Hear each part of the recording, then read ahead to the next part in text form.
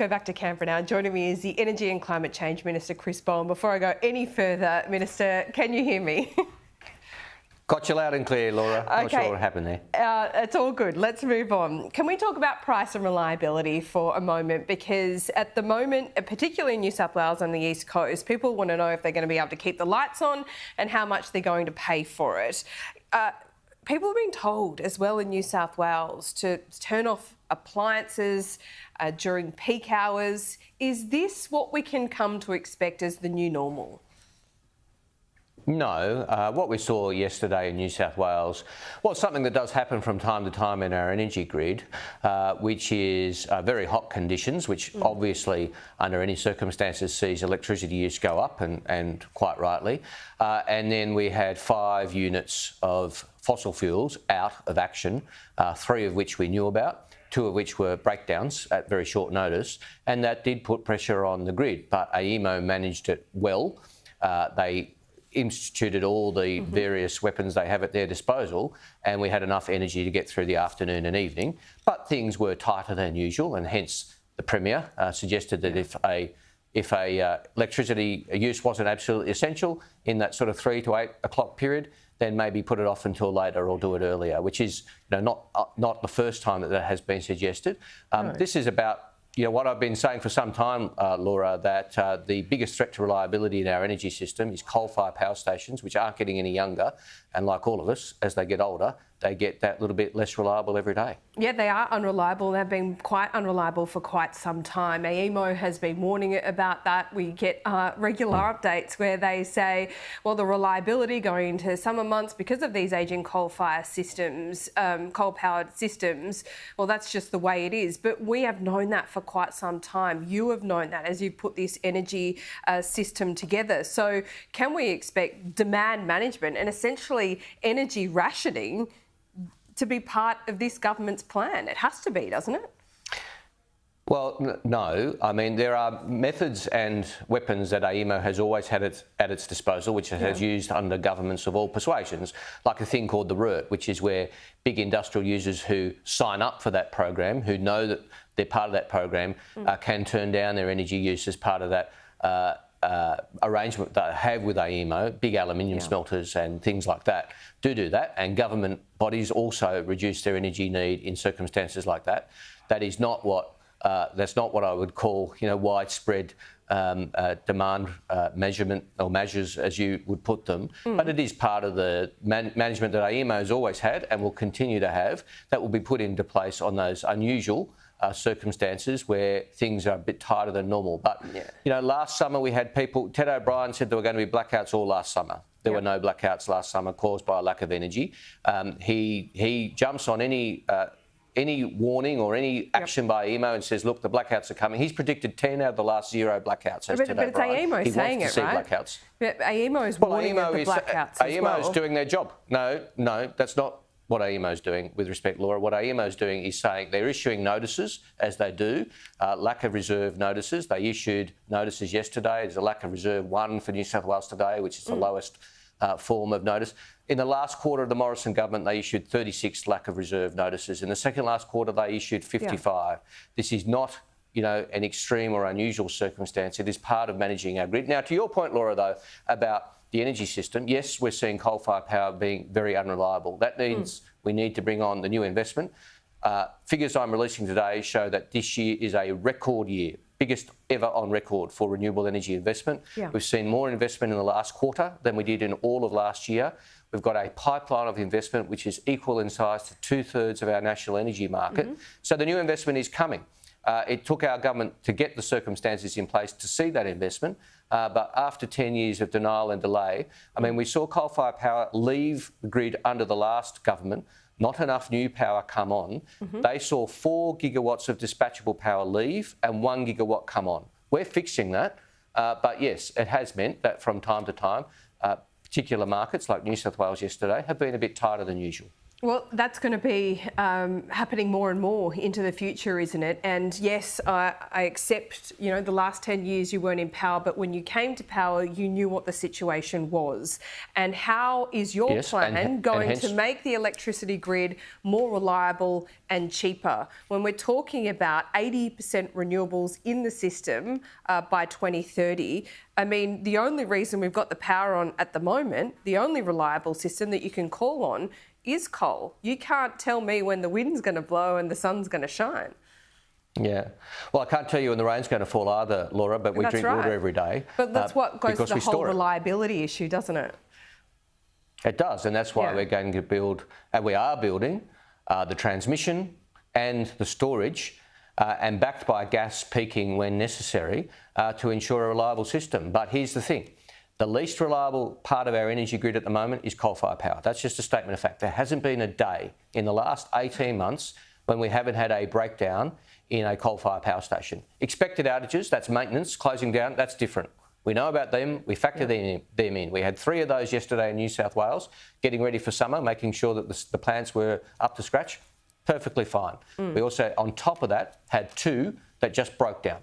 Now, that means that means you're right. We've got to get more investment on earlier. That's exactly what we're doing. That's what our capacity investment scheme, which the previous government promised, by the way, but they never delivered. They also had a thing called UNGI, underwriting new generation investment, which actually should have stood for, unfortunately, no generation involved, because it never delivered a watt. I mean, not a kilowatt, not a watt, not a megawatt, nothing. Angus Taylor's scheme. In contrast, our scheme is delivering 32 gigawatts of renewable dispatchable energy. Sure, but it's still not enough right now, isn't it? So my issue with this, Minister, is that, we talk about reliable and cheaper power, and that coming from a main source of renewables, wind and solar. And that's, under your plan, going to be 82% by 2030.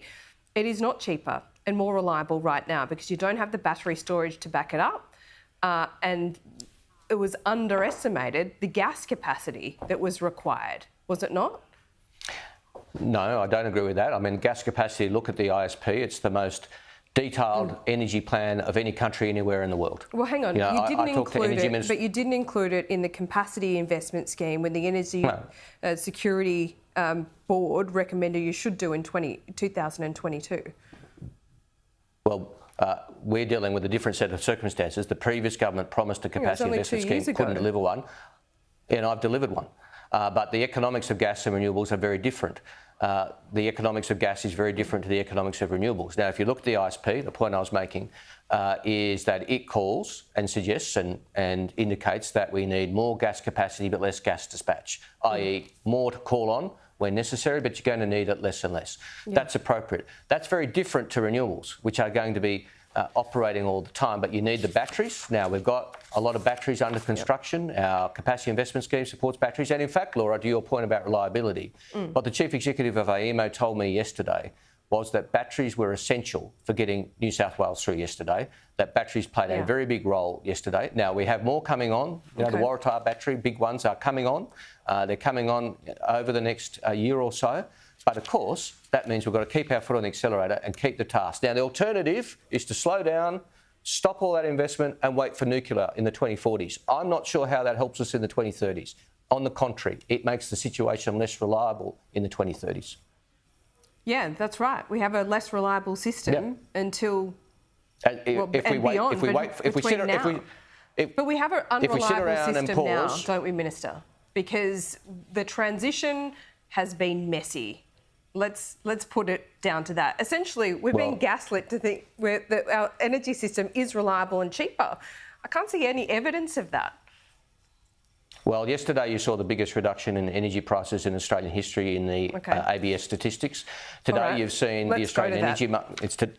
And today you've seen the Australian Energy Market Commission put out its report showing that renewable energy will reduce energy prices over the next 10 years by 13%, and making the point we have to keep going on that journey. Okay. We can talk about energy prices and those two reports if you like. Yeah, let's talk about those reports, because you promised that retail electricity bills, and let's talk retail because that's what people care about, would fall by $275 by now, essentially. By the end of this year, beginning of next year, they've gone up.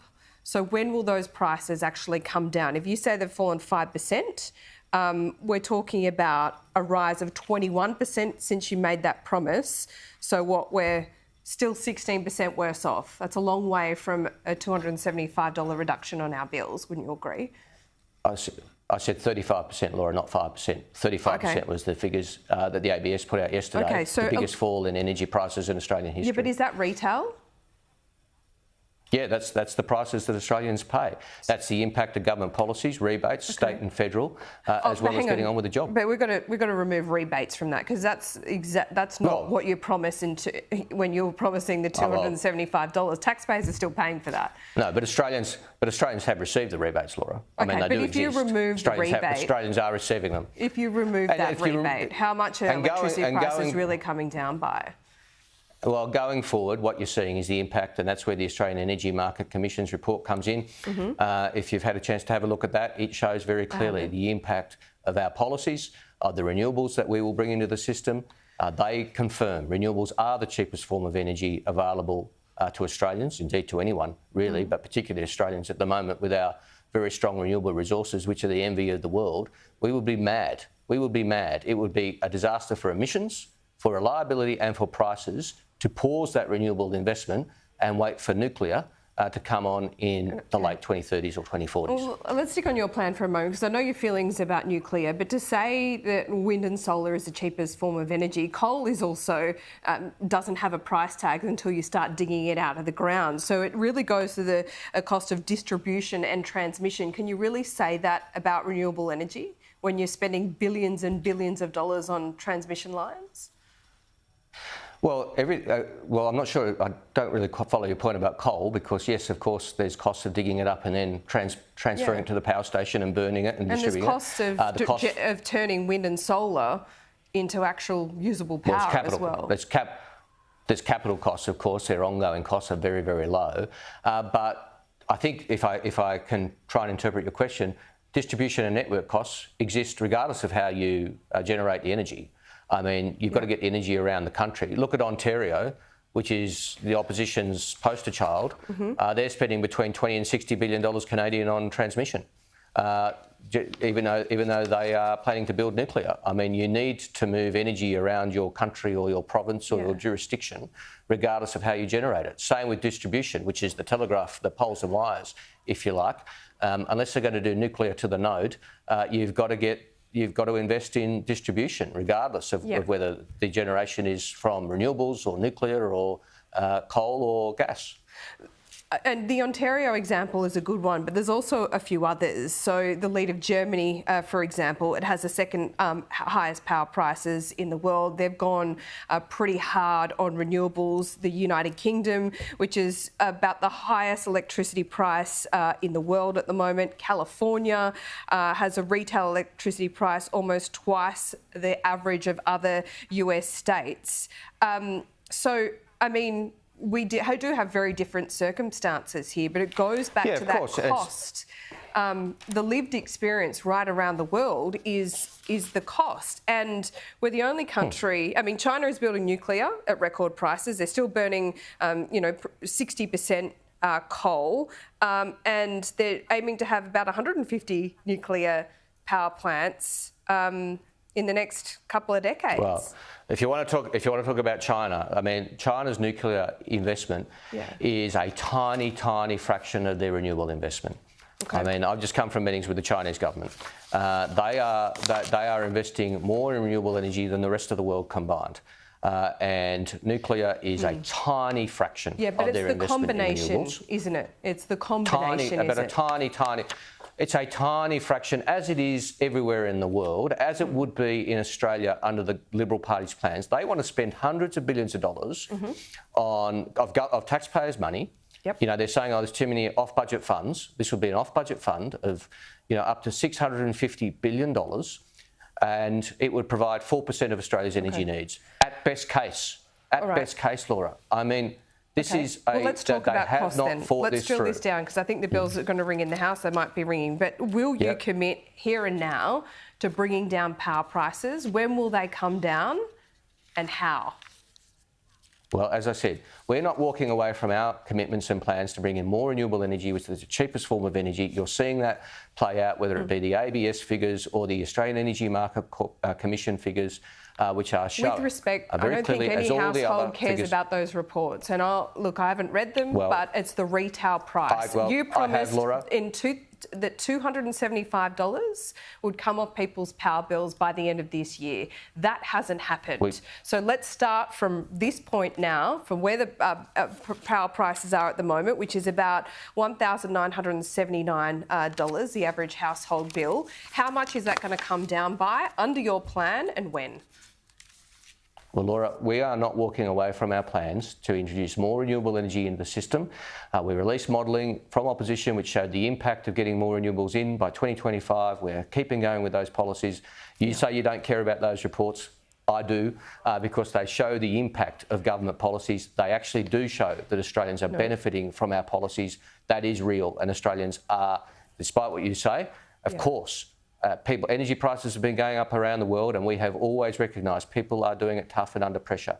That's why we have acted 2 rounds of energy bill relief. That's why we capped coal and gas prices, as opposed by the Liberal Party, who said they should continue to go up.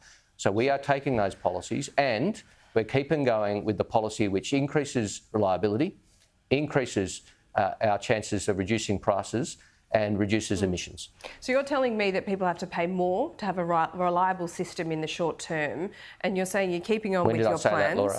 Well, I'm trying to interpret what you're saying, because I'm just trying to get, you're walking away from this commitment to bring power prices down. It was $275 in 2021 by now. Laura, how many times have I said we're not walking away from our commitments in this interview? No, I know, but I was talking specifically about price. Yeah. So can we talk specifically about price? And we're not walking away from our commitments. We've been talking about price specifically for the last 5 minutes. So what is the commitment? Well, you've outlined. Well, our commitment is to continue with the policies we went to the election with, which is to introduce more renewables, to reduce prices, and to reduce emissions and to increase reliability. By how much and when? Well, and the modelling showed, as you've said, $275 by 2025. That's the modelling. We don't walk away from the policies that modelling was based on. Australians will judge us based on what we've done. They will judge us based on what we say we'll continue to do, and they'll compare our plans with the alternative, which is to stop, to pause, and to see prices go up as we wait for nuclear, a form of energy that Australia has never used, to be developed for Australia in circumstances that are completely unrealistic. So $275 on 2021 level retail bills within 3 months. Is that a commitment?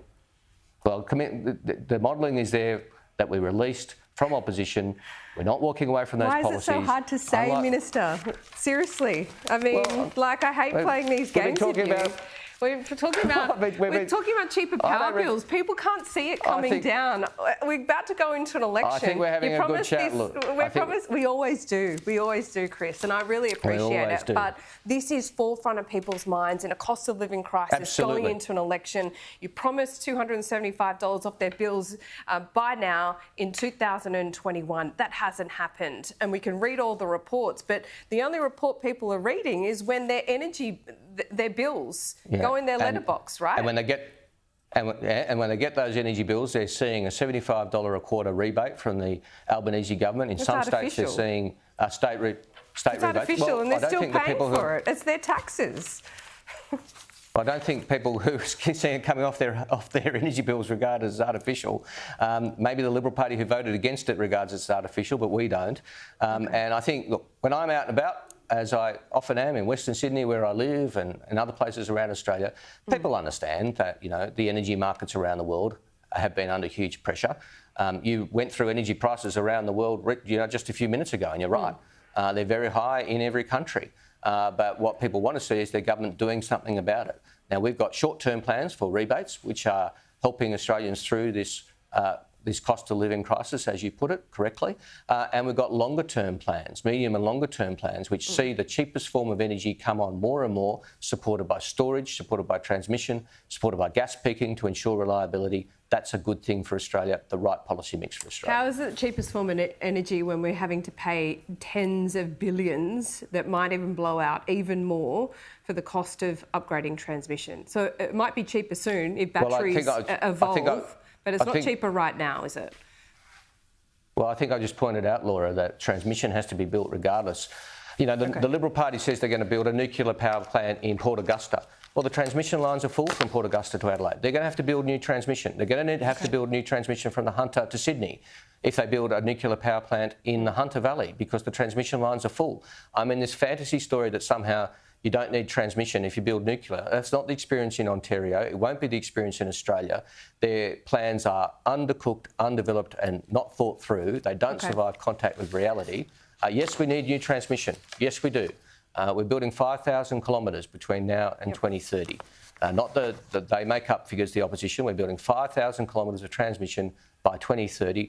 1,000 kilometres are already either built or under construction today, and the rest are well advanced in planning. So, yes, that's got to be done, but that has to be done regardless. Angus Taylor used to say the same thing. When he held my job, he talked about the importance of transmission. When he held my job, he introduced regulations, laws of the land, to make transmission building easier. That regulation tells you, he runs through the transmission lines that he said were so essential to Australia's future. They're the same transmission lines that we're building, Laura.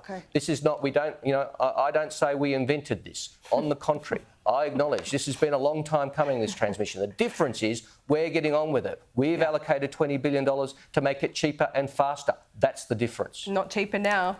Not faster yet, but look, the transmission build. I wish we could talk for another hour, but the bells are ringing and I'm told that you have to go. So, look, you can come back anytime. It's my pleasure to talk to you. I always enjoy seeing you and talking to you. Good on you. It's been a while. We'll see you soon.